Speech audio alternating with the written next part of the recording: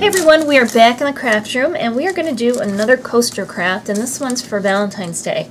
I've already mixed my easy cast resin, and if you've seen my other video with the Colorado Stone coaster, you'll see what I've done with this egg holder, or egg shaper they call it. You put it in the frying pan and it keeps the egg in the shape of a circle.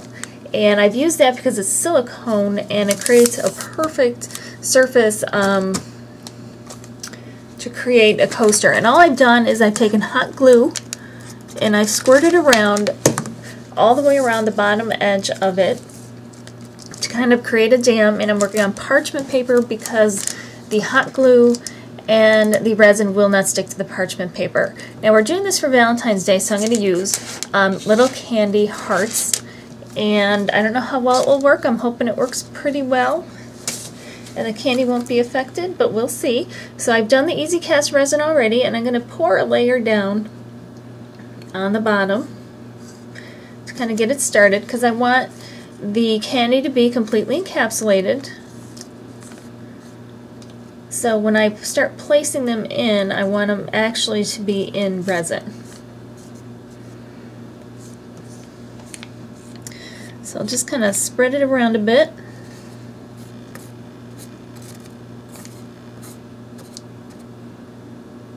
Okay.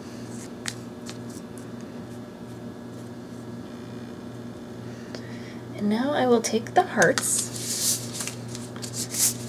And it's good to have like a skewer or something handy to kind of move them around if it ends up not being in the place that you originally wanted.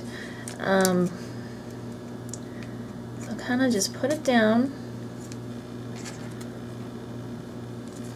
and I want it to look random, so I'm sure some colors will clump together anyway.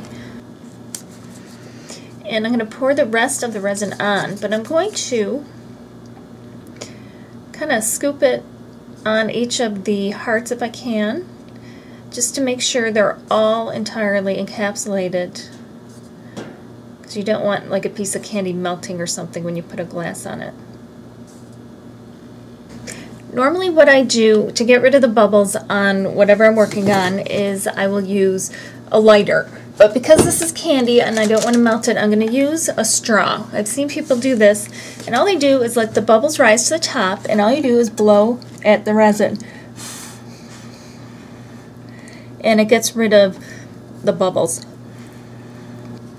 So once you have all the bubbles removed, you want to check back every once in a while because they will rise to the top for a little while. And then go ahead and maybe cover it with a piece of paper or something, nothing that will touch the actual resin. And then we will let it set overnight and we'll check back and see how it turned out. Okay, it's the next morning and we're going to peel off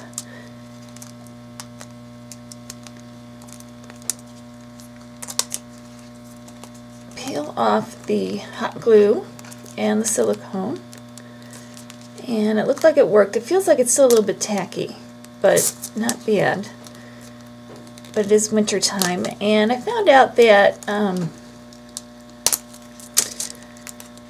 I guess you get a lot of the little bubbles, which I've had on the last couple of projects, because if your resin is cold. And I did not know that.